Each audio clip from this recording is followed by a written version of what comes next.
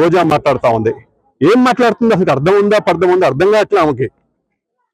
అసలుకి ఇంగిద్దం కోల్పోయారా అనిపిస్తుంది అప్పుడప్పుడు. ఇక్కడంతా కొండలంట తవ్వేశారంట.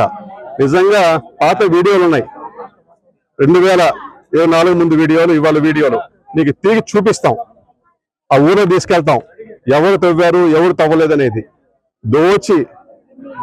దాచిపెట్టి ఆస్తులు కొని ఇవాళ నీ ఆస్తులు ఎంత అనేది దగ్గరలో ప్రతి ఒక్కరికి తెలుసు.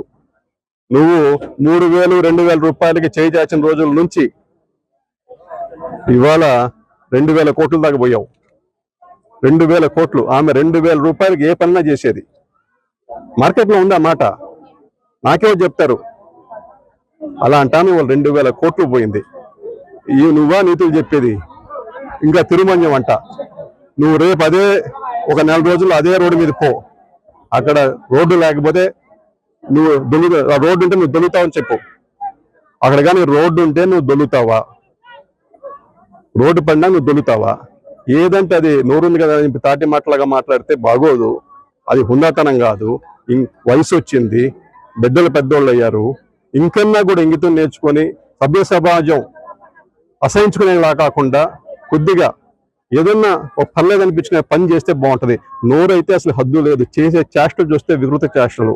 అబ్బాబ్బా, నిజంగా చెప్పాలంటే ఇలాంటి వాళ్ళు కూడా ఈ భూమి మీద పుడతారని అన్నట్టుగా బిహేవ్ చేస్తే అది నీకే చెల్లుబాటు అవుతుంది. అది మాజీ మంత్రి అయిన రోజా గారి మీద నగరి ప్రస్తుత ఎమ్మెల్యే అయిన గాలి భానుప్రకాష్ అనే వ్యక్తి చేసిన వ్యాఖ్యల్ని నేను తీవ్రంగా ఖండిస్తూ ఉన్నాను. ఒక మహిళని పట్టుకొని అంత దారుణమైన వ్యాఖ్యల్ని దిగజారిపోయి మాట్లాడడం ఎంతవరకు సమంజసం అని నేను అడుగుతూ ఉన్నాను. గాలి భానుప్రకాష్ అనే వ్యక్తి కనీసం ఇంగిత జ్ఞానం ఉండి మాట్లాడుతున్నారా అని నేను అడుగుతూ ఉన్నాను. తెలుగుదేశం పార్టీ ఎమ్మెల్యే అతను. తెలుగుదేశం పార్టీ అధినేత అయిన చంద్రబాబు నాయుడు గారు ఇలాంటి వ్యక్తుల్ని తక్షణమే పార్టీ నుంచి సస్పెండ్ చేయాల్సిన అవసరం ఉంది అని తెలియజేస్తూ ఉన్నాను. ఎందుకంటే ఒక మహిళగా రోజా గారు, ఒక ప్రజాప్రతినిధిగా, ఒక రాజకీయాల్లో ఉన్న మహిళగా ఆవిడ ఎన్నో సమస్యల మీద పోరాటం చేశారు. ముఖ్యంగా మహిళా సమస్యల మీద 25 సంవత్సరాలుగా పోరాటం చేస్తూ ఉన్నారు. అలాగే ఇప్పుడు కూడా ప్రభుత్వం తాలూకా తప్పుల్ని ప్రశ్నిస్తూ ఉండే పరిస్థితి. అంటే ఒక మహిళ ప్రభుత్వాన్ని ప్రశ్నిస్తుందని, ఆమెకి వ్యక్తిత్వ హననం చేస్తే రాజకీయాల నుంచి తప్పుకుంటారు అనేసి మీరు భ్రమపడి ఇలాంటి వ్యాఖ్యలు చేశారు అని అర్థమవుతూ ఉంది. ఇలాంటి వ్యాఖ్యలు చేయడం వల్ల మిమ్మల్ని ప్రజలు క్షమించరు అని తెలియజేస్తూ ఉన్నాను. తీసుకుంటే రోజా గారి మీద గతంలో కూడా చాలా వ్యాఖ్యలు తెలుగుదేశం పార్టీ నాయకులు చేసిన సంగతి మనందరము చూసాము.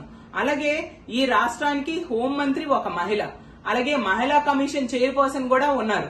వాళ్ళైతే తెలుగుదేశం పార్టీలో ఉన్న మహిళలకి ఎవరైనా ఏమైనా అంటే సుమోటోగా కేసులు తీసేసుకుంటారు. మరి రోజా గారి మీద ఇంత దారుణమైన వ్యాఖ్యలు ఆ గాలి భానుప్రకాష్ అనే వ్యక్తి చేశాడు.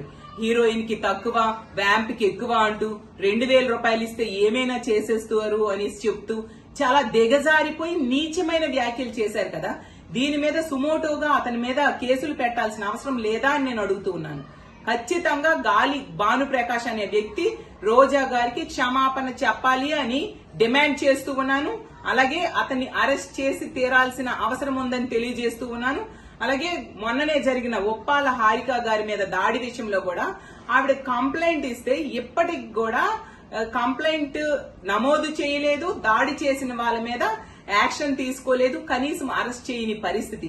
అసలు ఈ రాష్ట్రంలో మహిళని ఎంత దారుణంగా అవమానిస్తూ, ఎంత దారుణంగా మహిళల కోసం మాట్లాడుతూ ఉంటే అసలు ప్రజాస్వామ్యంలో ఉన్నామా, రాక్షస రాజ్యంలో ఉన్నామో అర్థం కాని పరిస్థితి నెలకొని ఉంది.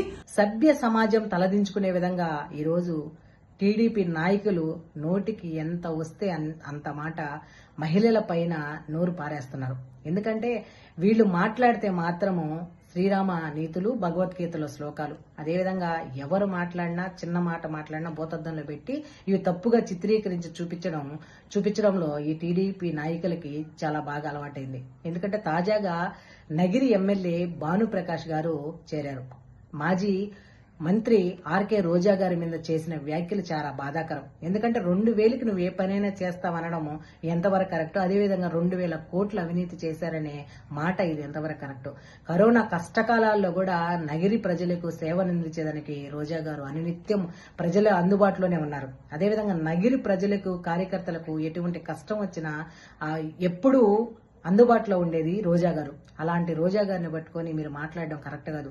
రోజా గారేమో ఊరికే ఏమో అనామోహరాలు కాదు, ఒక మంచి హీరోయిన్ స్థాయిలో ఉన్న వ్యక్తి రాజకీయాల్లోకి వచ్చి నగరి ప్రజలకు సేవలు అందిస్తున్నారు.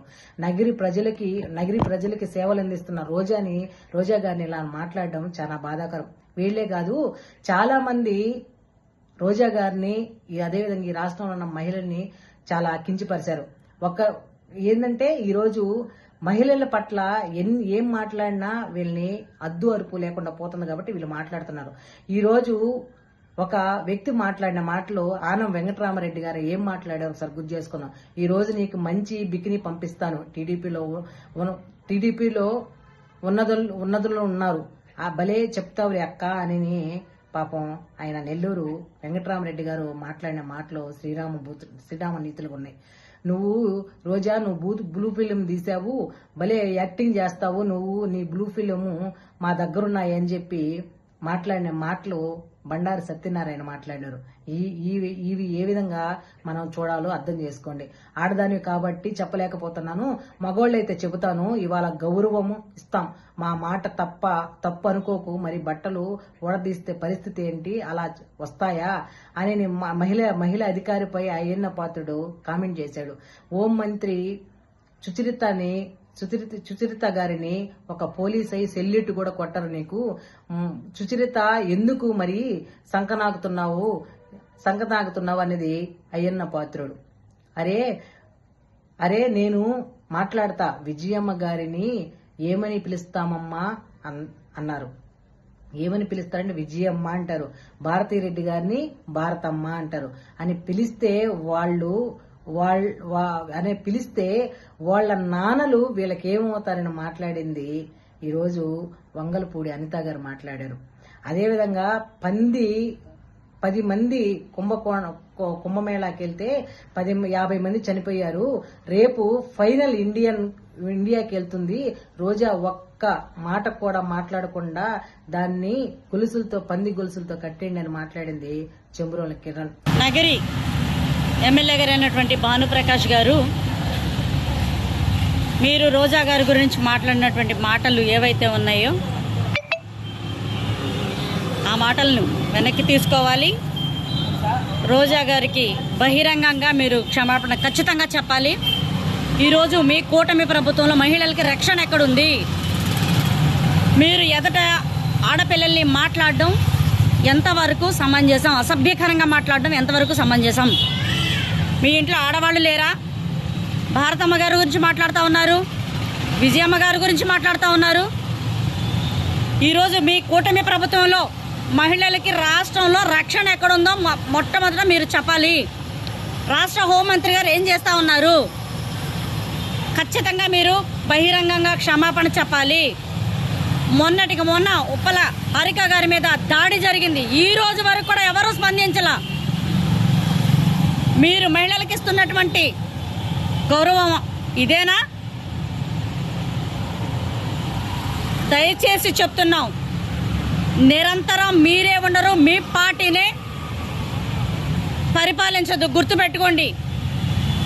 మహిళల్ని ఇష్టం వచ్చినట్టు మాట్లాడితే మహిళా లోకమంతా కూడా మేమంతా రోడ్లు ఎక్కడానికి కూడా సిద్ధంగా ఉన్నాం.